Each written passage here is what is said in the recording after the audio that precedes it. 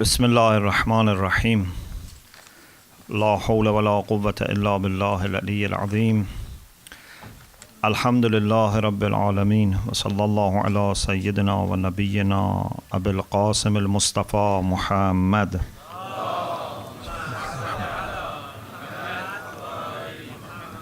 وعلى آله الطيبين الطاهرين لا سيما بقية الله في الأرضين أجل الله تعالى فرجه الشريف وجعلنا من أعوانه وأنصاره.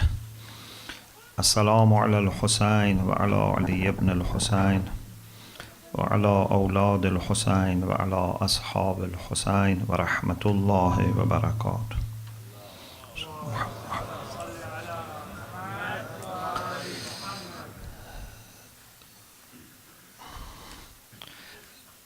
In Islamic model of life, although we try our best to benefit from the opportunities which are available, from the blessings of Allah subhanahu wa ta'ala, to use all our skills to actualize our potentials, but we entirely rely on Allah subhanahu wa ta'ala. If we think that our success comes from our own efforts, this would be the beginning of destruction and damage. Just thinking like that is enough to destroy us. You know the story of Qarun. Qarun was a person that Allah had given him a lot. The people who were short-sighted and they were only looking at al-hayat ad-dunya, as we were talking about, so they felt jealous. They felt that Qarun has been given a lot, why we are not given the same? So they were wishing to be in his place. The people who were given proper understanding and attitude to life, the mu'mineen of that time, were not deceived by just seeing someone is very rich. Even if someone is as rich as Qarun, that Allah says, آتَيْنَاهُ مِنَ الْكُنُوزِ مَا إِنَّ مَفَاتِحَهُ لَتَنُوءُ بِالْعُصْبَةِ. We gave him from treasures so much that even to carry the keys of the treasures of Qarun was making a group of strong men tired. Just to carry the keys. They were not able to carry the treasures. Just to carry the keys was exhausting them. آتَيْنَاهُ مِنَ الْكُنُوزِ مَا إِنَّ مَفَاتِحَهُ لَتَنُوءُ بِالْعُصْبَةِ. So this is very attractive for the people of dunya. But muttaqeen of that time, for whom dunya is nothing, instead of being overwhelmed by their possession and the reach of Qarun, they gave him advice. They said, "Oh Qarun, Allah has been very kind to you and has blessed you. You have to do something for your akhirah with this much that Allah has given you, alhamdulillah. You can use it properly. ابتغ فيما آتاك الله الدار الآخرة. With what Allah has given you, seek something for your akhirah. لا تنس نصيبك من الدنيا. Don't forget that you can only benefit to some limit in dunya. You cannot, eat all your money. You cannot put on as dress all your money. In the end of the day, there is certain limit that you can eat or drink or use as dress. You cannot, spend all your money. So, لا تنس نصيبك من الدنيا. One point. Don't forget how much you can benefit in dunya. And second, ابتغ فيما آتاك الله الدار الآخرة. This is the approach of mu'mineen. So mu'mineen, when they see someone is very rich or very powerful, or anyway he has something worldly, would not be deceived, would not feel, jealous. They have their own life and they are content and pleased with what Allah has given them. So Qarun's response was not appropriate. Instead of saying that, okay, I will do something for my akhirah. I know that what Allah has given me is a lot and I cannot thank Allah subhanahu wa ta'ala. Something in those lines. At least he could have said this, even if he didn't mean it honestly, he could have said that.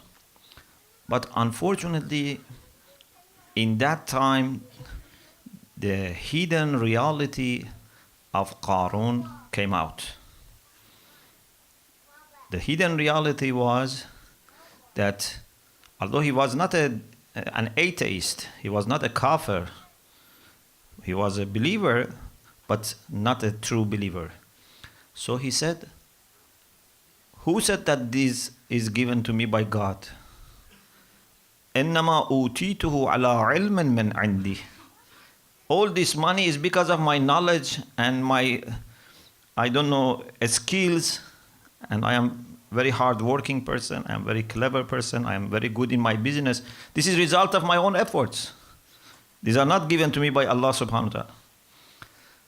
So, you know what happened to Qarun and the people who were very much, feeling jealous and they, used to envy Qarun. Then they realized that money is not going to save. And they realized that there is a bad end for people who go that route.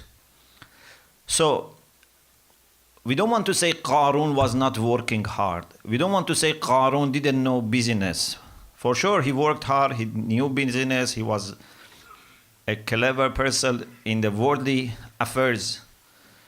But even with all these things, he shouldn't have thought that this is the result of his own achievement. He should have known that this is blessing of Allah subhanahu wa ta'ala to try him and test him. If he had acknowledged that this is from God, then he would have felt responsible to use it in the way that would be pleasing Allah subhanahu wa ta'ala and indeed would be more also useful for himself. Because Allah doesn't have any personal gain here. Whatever pleases Allah is also the best for us, but also the best for everyone else. If we listen to Allah subhanahu wa ta'ala, we will do the best for ourselves and also for other people. So, a mu'min, no matter how successful he is, how talented he is, how hardworking he is, he knows that all the success, all the good things come from Allah subhanahu wa ta'ala. We say in Dua Abu Hamza, من أين لي الخير يا رب ولا يوجد إلا من عندك. How can there be any good for me from myself? Good only can be found next to you. If we want good, we have to go to Allah subhanahu wa ta'ala. So what we understand in Islam is that we have to be very active. When it comes to education, we have to be the best. So much so that Islam says you can even learn from people who have no faith. It's not that we say we only learn physics and chemistry and medicine from Muslims or from religious people. We can learn pure sciences or empirical sciences, technology from anyone, of course. It's better if you have access to learn it from pious people, from mu'mineen, or at least mu'mineen from other faith. But if there is no other one to teach you mathematics, you can learn mathematics from a person who has no faith. But you have to be careful not to be affected and influenced. But as far as Islam is concerned, Rasulullah said, "Utlubul ilm walau bis-sin."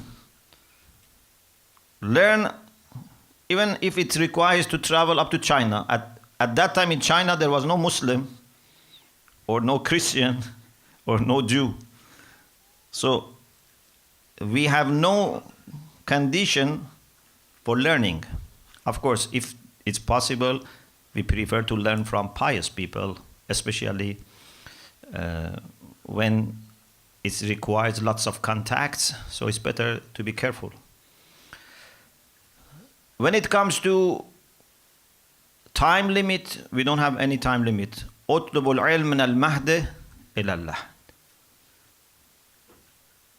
And also it's not something really, limited to religious topics and religious subjects. Anything that can help us in understand this world better, we should learn.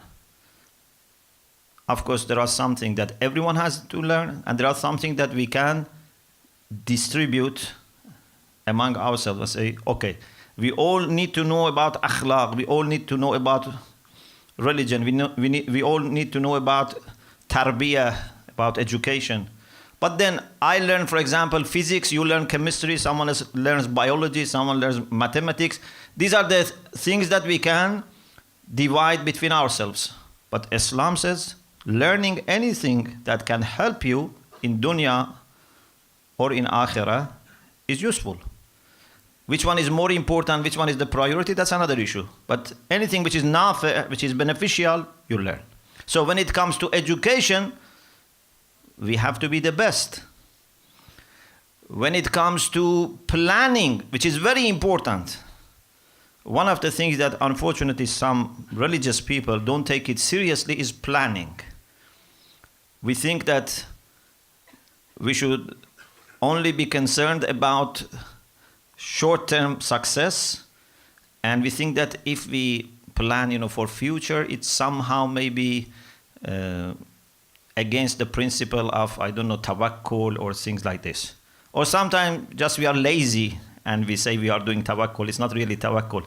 Anyway, there is no conflict between planning for future and trusting Allah subhanahu wa ta'ala. Actually, a real mutawakkil is the one who does everything that he can do or she can do and then trust Allah subhanahu wa ta'ala. I'qil wa tawakkal. You know the story of the person who didn't fasten the rope of his camel or horse, and he went to masjid. Then when he came out, the animal was not there. So he was asked by Rasulullah, why you didn't tie the rope? He said, I trusted Allah subhanahu wa ta'ala. Rasulullah said, i'qil wa tawakkal. Aqala ya'qilu means to fasten the tie. We use it for intellect also, but it comes from the same root. So you must lock your door and then trust Allah subhanahu wa ta'ala. When you are traveling, it's not that you leave the door open and then you say tawakkaltu ala Allah. You should have proper security arrangements, but then for the things that you cannot foresee or are beyond your control, you trust Allah subhanahu wa ta'ala. Not that we use na'uzu billah Allah subhanahu wa ta'ala instead of, lock. I don't want to lock the door or fix the lock of my door and I say tawakkaltu ala Allah. This is bringing the status of Allah down to the level which we can sort it out and fix it. So, a mu'min, when it comes to education, should be the best. When it comes to planning, should be the best. We have to be far-sighted and we have to plan. When it comes to developing our skills, we have to be the best. Especially if from childhood we can help our children to develop their skills. If you become a middle-aged person, then the time is very limited. And also there are certain skills that you can only master if you start learning them from childhood. So if parents, if our schools help our children to develop these skills from childhood, they should learn 2-3 languages at least. They should learn some of the sports, swimming is something that they should all learn. So there are many skills that they can learn. Calligraphy, painting, as a hobby, instead of wasting their time on internet and messaging and these games, we should plan for them, develop these skills. So every Muslim child, when goes to school, he has to be skillful already. He speaks different languages. He is very good in several types of sport and very good communication skills. So when we come to the potentials, to talents, we have to be using them to the best. And Alhamdulillah, Allah subhanahu wa ta'ala has gifted every human being with so much of potentials and talents that you can never really exhaust. Maybe we only use 1% or even less than 1% of our talents. There are people who have memorized the whole Quran. There was an alim who passed recently. He was the memorizer of the Quran, then he memorized Nahjul Balagha, and then he memorized Sahifa Sajjadiyah, just passed a few weeks ago, passed away. And I am sure if from childhood he was planning and he had good instructor, he could have memorized much more. It's not that he reached the end of it. But still, for us, this is something unbelievable. How can you memorize the whole Quran, the whole Sahif, and the whole Nahjul Balagha? But possible. This is something that we saw by our own eyes. You see, the people who are blind, how strong they are in their memory and in their imagination and their understanding. Sometimes they can sense things better than the people who see. If they, for example, are on a car, they can understand many things in that car that the people who see cannot sense.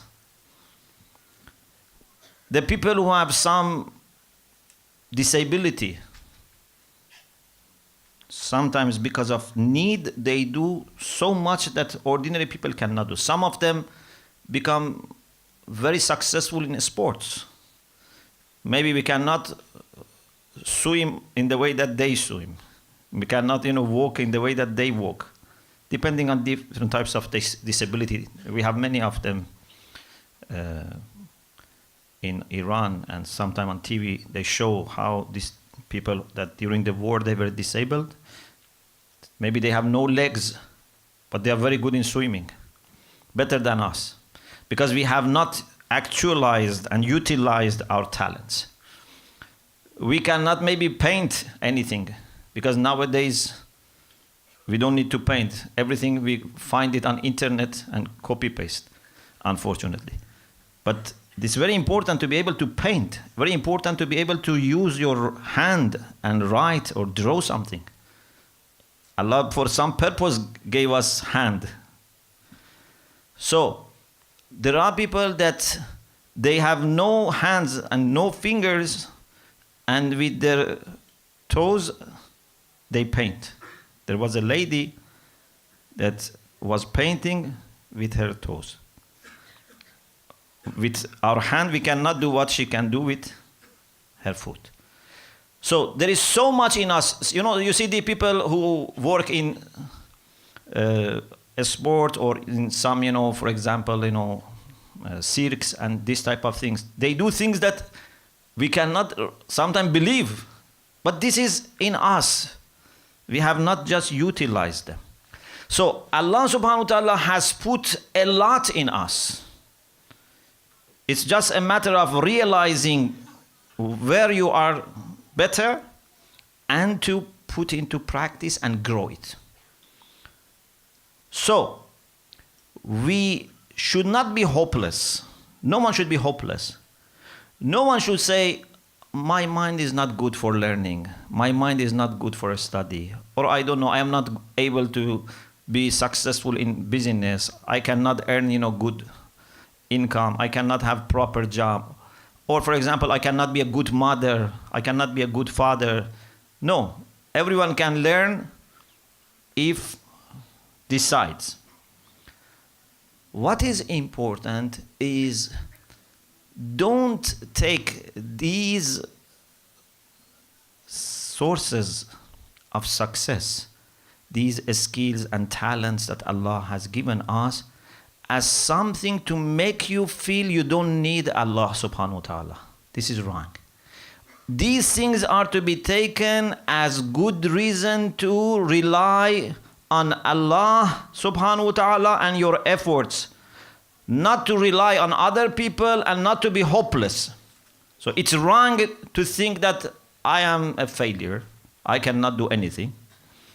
It's also wrong to think that I should always rely on other people or on government or I don't know, on charitable institutions. I cannot rely on Allah subhanahu wa ta'ala on my efforts. No. You don't need to rely on people and be burdened on people. You don't need to be burdened on society or community. You can utilize what Allah has given you and be very, very successful. But don't get it wrong. Don't use your skills and talents against your relation with Allah subhanahu wa ta'ala. This is the most dangerous thing and the greatest mistake, that we disconnect ourselves from our source of honor and pride and success and victory. Don't use your success in dunya against your relation with Allah subhanahu wa ta'ala. It's, like for example, if a person is very much respected because he is a servant of a king, everyone talks about him, everyone praises him, wherever he goes, people welcome him. Then he becomes proud, says, with such respect that I have, everyone is respecting me, why I should be servant of king? So he resigns and said, I don't want to be your servant. Then the next day he goes to the street, no one pays attention to him. We were respecting you because of your relation with the king. We thought you are working for him. Now you are like any other person. Ilahi kafa bi izzan an akuna laka abda wa kafa bi fakhran an takuna li rabba. Amir al-Mu'minin says to Allah subhanahu wa ta'ala, it's sufficient for me as a source of dignity and honor to be your servant and to have you as my master. So why I should deprive myself from my honor and dignity? If you become a servant of Allah subhanahu wa ta'ala, everyone loves you. Everyone, even people who are not very religious, they respect the people who are religious and pious. If they want mashwara, they come to pious people. If they want advice, they come to pious people. If they want to entrust their valuables, they entrust it with pious people. Because they know a person who fears Allah subhanahu wa ta'ala is not going to betray. He's not going to harm them. Everyone loves a servant of Allah subhanahu wa ta'ala. So why we should lose this honor and dignity? So Islamically, we should be very hopeful. We should be very hopeful that we can face all the challenges of life, but not by just relying on myself. No, by utilizing what Allah has given me and strengthening my relation with Allah. I can become so strong that even mountains may move, but I remain persistent. Amir al-Mu'minin alayhi salam told his son, Tazul al-jibal wala tazul. Mountains may move, but you shouldn't move. They may shaken, but you should not shake. المؤمن كالجبل الراسخ لا تحركه العواصف. Mu'min is like a very strong and very high mount. No storm can move mu'min. Mu'min is very flexible if he wants to move, but you cannot force him to move. He's easy in helping, he's flexible. He's not, stubborn. This is not a stubbornness. Mu'min is very much listening to people, easily accepting requests of people. But if you ask mu'min to be obedient to you instead of Allah subhanahu wa ta'ala, to give up his values and principles, then you see that mu'min is very strong. There's a beautiful analogy in some hadith about mu'min being like water. Water is something which is very flexible. If you have any container, water accepts to go into that container. It can be a small cup, it can be, a pot, it can be a pool. Water goes inside and takes the shape of the container. But if you are like metal or wood, and you don't go inside these containers, people will damage you, make you into pieces and put you forcefully in the container. So water is very clever, easily accepts to be put in every container and takes the shape of the container without losing any even drop, remains together. But if you want to face water with force, it's even maybe stronger than a rock.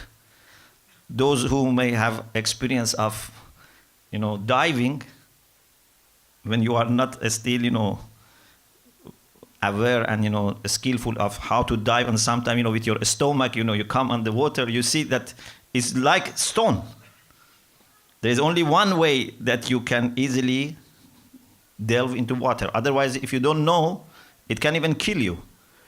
So the same water, which is very flexible, very lenient, if you want to face it with force, will resist you back forcefully. Mu'min is flexible, but at the same time resist against the people who want to force him to lose his integrity. So this is what we have to remember about our relation with ourselves and Allah subhanahu wa ta'ala. Tazulul jibal wala tazul. If mountains move, you shouldn't move. Al-mu'minu kal-jabal al-rasikh la tuharrikuhu al-abasif. This is the strength of mu'min. I want to mention for you some hadith about this point, how we should get it right.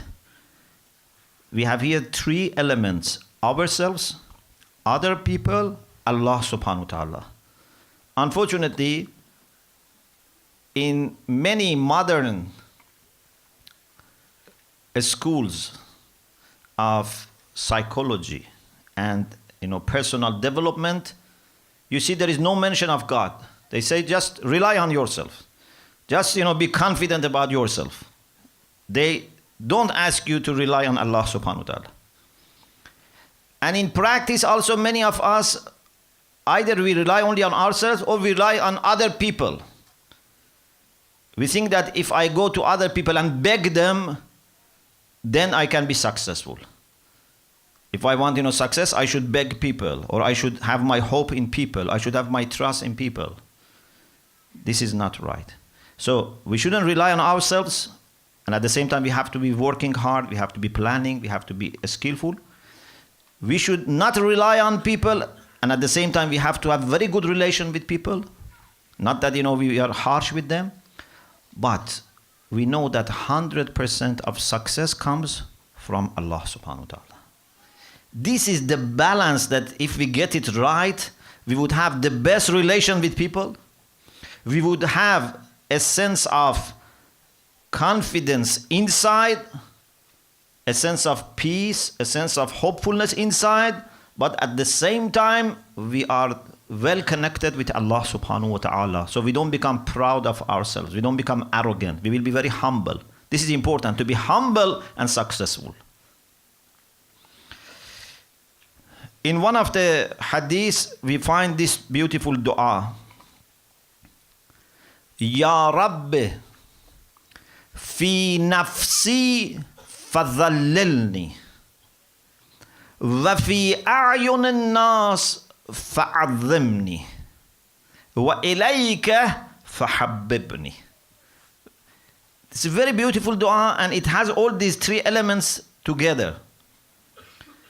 With respect to myself, fadhallilni, make me zalil, not zalil in society, in the sense that I am not proud, I am not arrogant, I am very humble.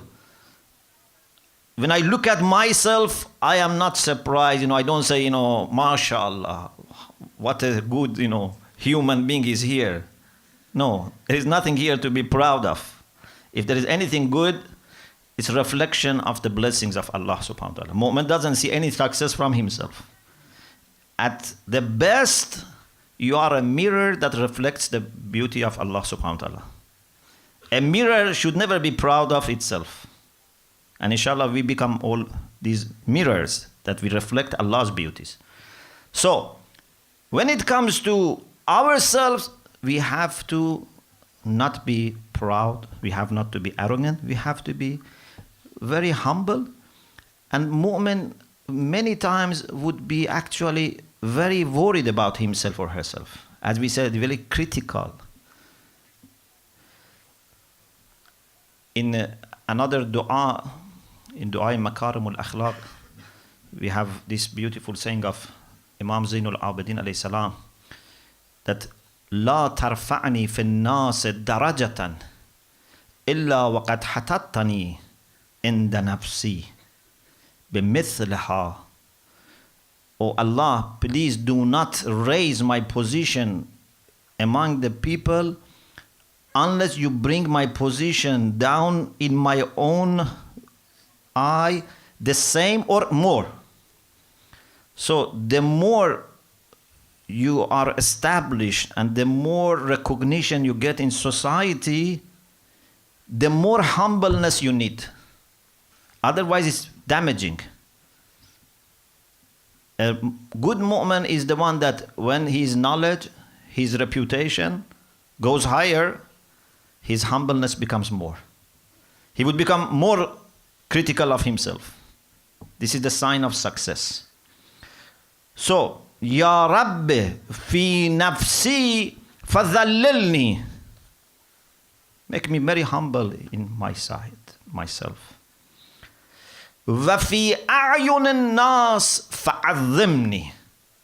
But in the eyes of people, honor me and make me greater. We need people's recognition. We need respect in society. A mu'min should not behave in the way that people don't take him seriously or don't respect him. So if there is something that will damage your reputation, you should not do it. For example, in Islam, we are told not to mention our sins, our mistakes, our secrets to people. If you have committed a sin, you should not tell anyone other than Allah subhanahu wa ta'ala. If you have a problem, you shouldn't tell people. If you are in need of advice and you cannot find the advice from the books, then you find a person and maybe without introducing yourself, without disclosing your identity, you try to get advice. If it is really, really needed to ask a person that knows you and because he has to know you and there is no one better than him, then you just tell the minimum. Because Allah subhanahu wa ta'ala doesn't want our reputation to be damaged in front of other people, even in front of good people. Let alone the people that might be your friends today and tomorrow they become your enemies. The people that today they are good with you and tomorrow they will use these things against you. This is the worst. There is a story that once Prophet Musa ala nabiyana wa alayhi wa salam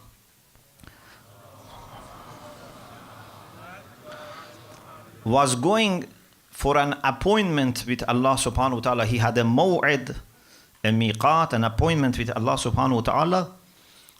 And a person saw Musa alayhi salam and said, I have a request.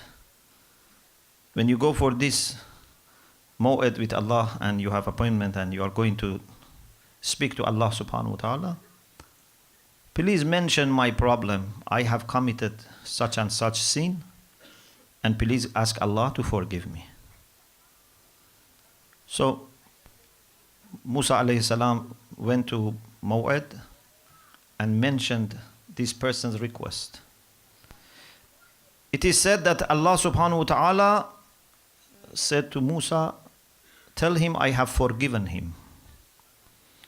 But I have a complaint. Why did he tell you about his problem? I don't want him in future always whenever he meets you, he feels embarrassed. There was no need to mention the problem to you. He could have just asked you to pray for him or to bring his general request to me, but not mentioning his sin to you. So in Islam, we don't have this concept of confessing your sins to another person.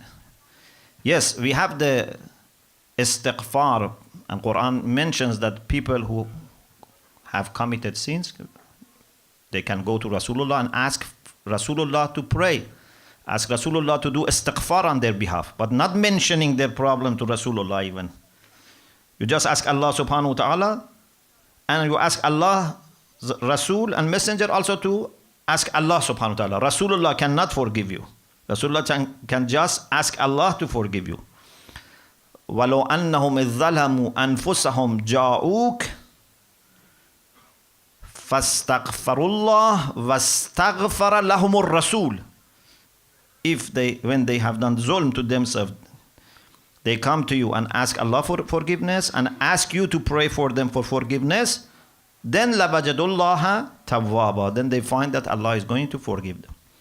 So, we have to keep our respect in the eyes of people, and we ask Allah to grow our respect in the eyes of people. وَفِي أَعْيُنِ النَّاسِ فَعَظِّمْنِي وَإِلَيْكَ فَحَبِّبْنِي. And please make me lovable to yourself. Please make me able to have some qualities and some actions and some habits that then you would love me more. Because in the end of the day, the most important thing is that you are loved by Allah subhanahu wa ta'ala. Of course, Allah loves everyone. But with some people, Allah loves with reservation. For example, Allah loves all people, but say, I don't love your jealousy. I don't love your greediness. I don't love your selfishness. So for some people, after saying I love you, Allah has to add 1,000 things. Because Allah cannot be anything other than truthful. So I love you, but I don't love these things. For some people, it's few. But then there are people that they are mahbub of Allah. These are the people that Allah loves them as a whole, in their entirety. This is what we have to, inshallah, achieve. So, you see, all the three elements are here. When it comes to your relation with yourself, you have to be very humble and don't think, you are a great person that no one has ever seen. When it comes your relation with people, you should behave in the way that you are very respected. And when it comes to Allah subhanahu wa ta'ala, you should make sure that you have qualities and actions that Allah loves, so that more and more you become closer to Allah subhanahu wa ta'ala. In Nahjul Balagh, in Sermon 176, Amirul Mu'mineen alayhi salam says, وَعْلَمُوا عِبَادَ اللَّهِ. This is part of the khutbah. وَعْلَمُوا عِبَادَ اللَّهِ إِنَّ الْمُؤْمِنِ لَا يُصْبِحُ وَلَا يُمْسِي إِلَّا وَنَفْسُهُ ذَنُونٌ عِنْدَهُ. Mu'min does not start his day or finish his day unless he is suspicious about himself or herself. Unfortunately, we quickly become suspicious about other people. But with respect to other people, you should avoid suspicion as much as possible, unless if there's a person who has clear history of being a mischief maker. That's another case. But with other people, ordinary people, we should avoid suspicion.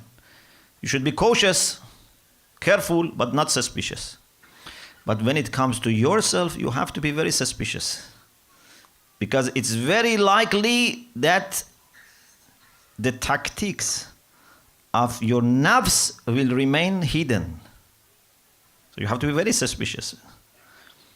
Amirul Mu'mineen alayhi salam says, Innal mu'min la yusbihu wa la yumsi. It's impossible that a mu'min starts his day or finishes his day illa wa nafsuhu dhanunun indah. He is suspicious about himself. فلا يزال زاريا عليها ومستزيدا لها. He is always blaming himself. But this is not a blame of a person who is useless and, hopeless and despaired. This is the blame of a person who is very successful, very active, but he says, why I am not better? If you don't get the balance, then you may become either a, depressed person or a weak person, or you may become arrogant. This balance is very important.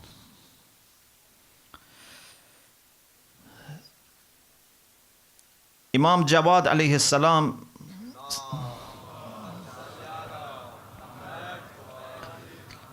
says, الثقة بالله ثمن لكل غال وسلم إلى كل عال. There are people who are known in the world for just one or two or three quotations. Everyone knows them for few quotations, for few wise sayings. And alhamdulillah, in Rasulullah and Ahlul Bayt, we have thousands of wise sayings. And unfortunately, because we have been given a lot, we don't appreciate. Otherwise, just few of these, wise sayings was enough to make them well known in the world if they had good people to represent them and introduce them. الثقة بالله ثمن لكل غال. Trust in Allah subhanahu wa ta'ala and being confident about Allah's help and assistance is the price that you can pay for getting anything, no matter how expensive it is. Anything valuable with this can be achieved. ثمن لكل غال. So what are the most expensive things that you want in your life? If you have الثقة بالله, you can achieve it. وَسُلَّمٌ. It's the ladder. إِلَى كُلِّ عَالٍ. To everything, no matter how high it is.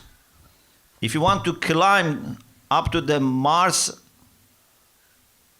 which is too little for mu'min can climb to higher skies, you can go with trusting Allah subhanahu wa ta'ala.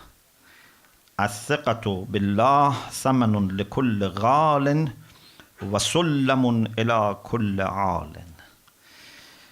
There is a beautiful hadith that I think I should leave it for tomorrow. This is the way Allah subhanahu wa ta'ala speaks to us and shows that He is not very happy that we put our trust in people instead of having our trust in Allah subhanahu wa ta'ala. And why when we go to Him, we are not going to Him with 100% hope. Why we think that Allah is not going to help us and listen. Inshallah, I leave this hadith for tomorrow. And if Allah gives us tawfiq, we continue this discussion. And also, inshallah, I will mention what Imam Khomeini and Allama Tabatabai have said about having our trust in God and not in ourselves. Tonight we remember Hazrat Abu al-Fazl al-Abbas alayhi salam. And I hope that inshallah our majlis from the beginning up to the end is pleasing Allah subhanahu wa ta'ala. And inshallah through these majalis we can increase our ma'rifah, we can increase inshallah the softness of our heart, and we can inshallah gain all the good things for humanity, for our community, for our families, for our friends, for our brothers and sisters, and finally for ourselves inshallah.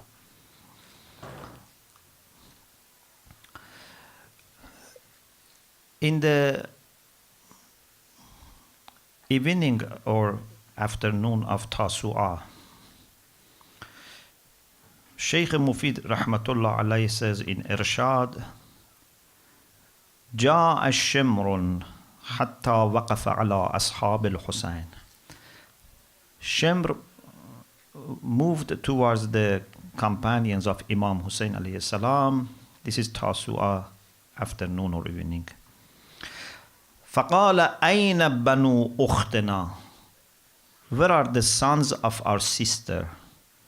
Because he had some relation from the tribe to Lady Banin. So he was asking for Hazrat Abbas and his brothers. So he said, أين بنو أختنا? فخرج إليه العباس وجعفر وعثمان بنو علي ibn Abi Talib. So Hazrat Abbas and Ja'far and Uthman, the sons of Amirul Mu'mineen from Banin, they went to him. فقالوا ما تريد? They said, what do you want? فقال أنتم يا بني أختي آمنون.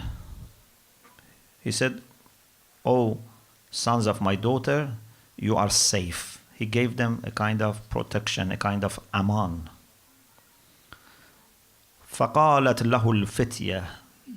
These brothers, all together, they replied, لعن الله, لعنك الله, ولعن أمانك, أتؤمننا وابن رسول الله لا أمان له.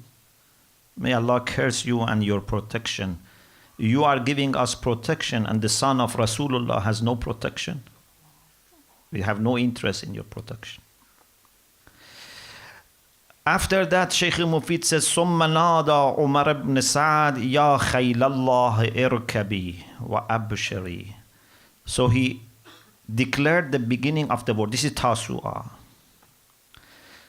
So they went closer to the tents of Ahlul Bayt alayhimus salam, and at that time Imam Hussein alayhi salam was sitting in front of his tent and he was leaning on his sword.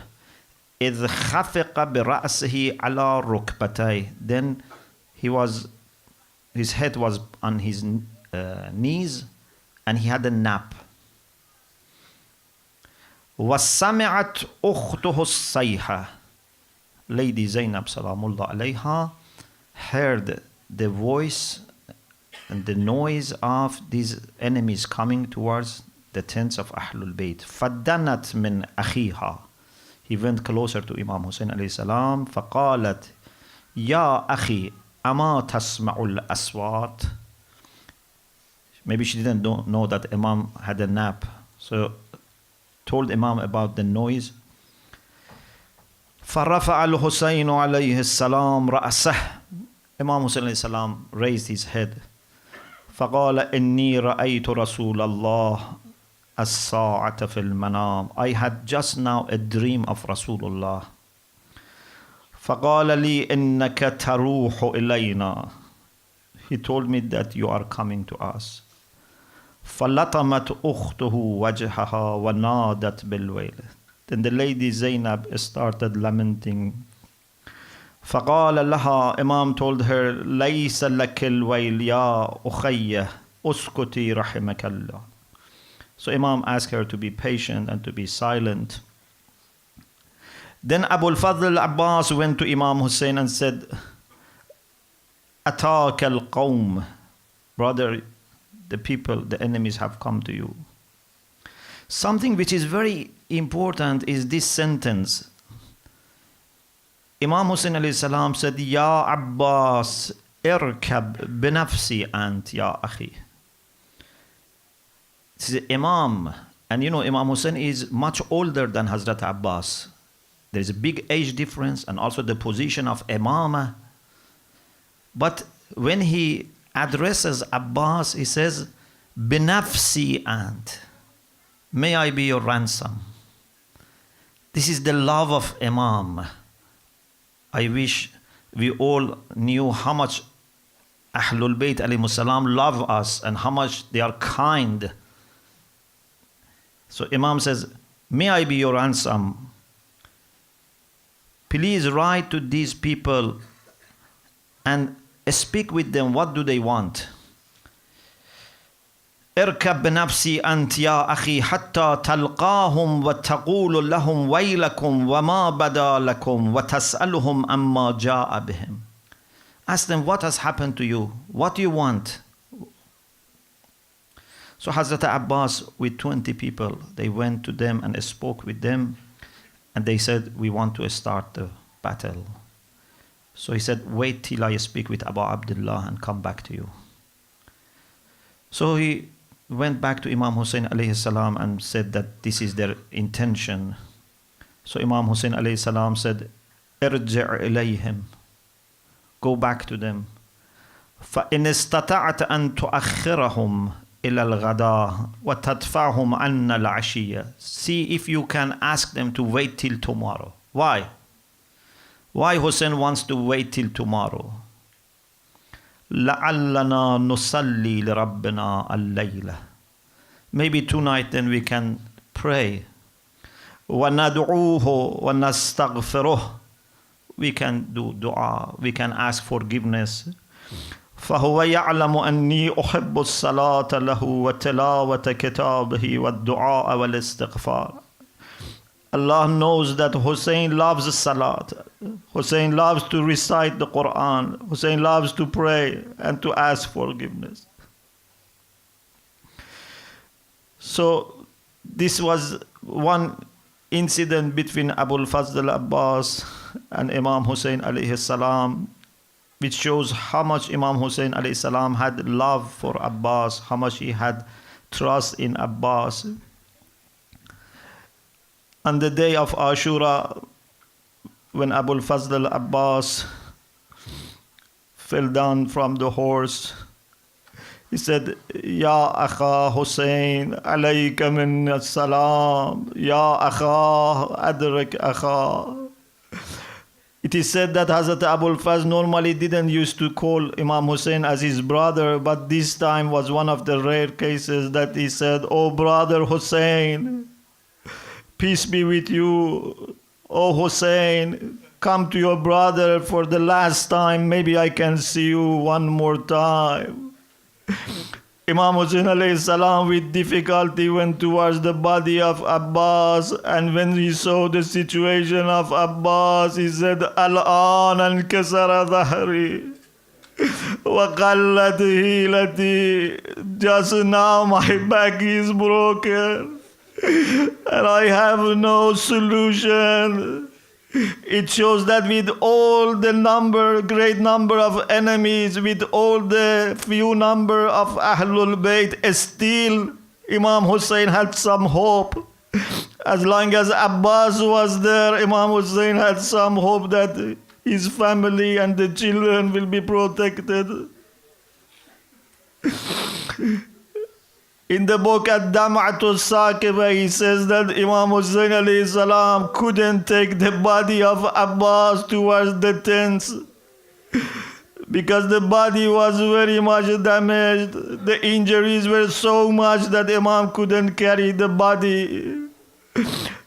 But in Mehanul Abrar, he says that there were also other reasons. He says that when Imam Hussein wanted to take the body of Abbas, Hazrat Abbas said, because of our grandfather, please don't take my body towards the tents, because I have promised your daughter to bring water for her, and I don't want to see her while I couldn't keep my promise. And also I don't want your enemies to see that I have been killed, because then they will attack you more severely.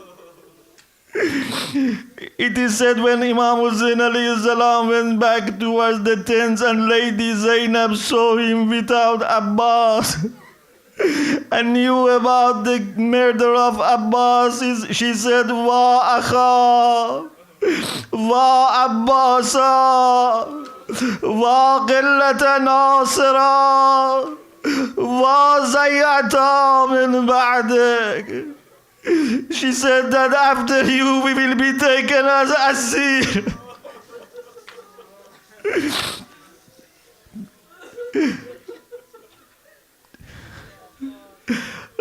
بر زمین افتاد دیدم پیکرت را غرق خود.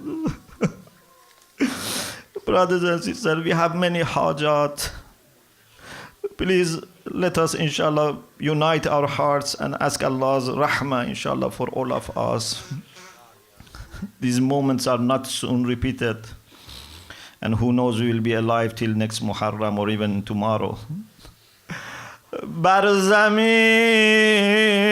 افتاد دیدم پیکرت را غرق خود مشک خالی و دو دست پرچمی بشکسته بود. I saw your body on the soil, covered by your blood. I saw two hands next to your body and a broken flag. پشت من از داغ جان سوزد برادر جان شکست چون که رکن نهضتم بر همتت وابسته بود. My dear brother, my back is broken because you were the pillar of my movement. Everything was dependent on your efforts and on your presence. هرچه کوشیدم که در برگیرمت ممکن نشد. هرچه کوشیدم که در برگیرمت ممکن نشد. بس که دشمن جمله اعضایت ز هم بگسسته بود. No matter how much I tried, I couldn't carry your body because the enemies have scattered your body. خواستم شاید ببندم چشمهایت را اخا. I thought at least let me try to close your eyes. لیک پیش از من عدو با تیر چشمت بسته بود. But before me the enemy with their arrow had closed your eyes. ألا لعنة الله على القوم الظالمين وسيعلم الذين ظلموا أي منقلب ينقلبون.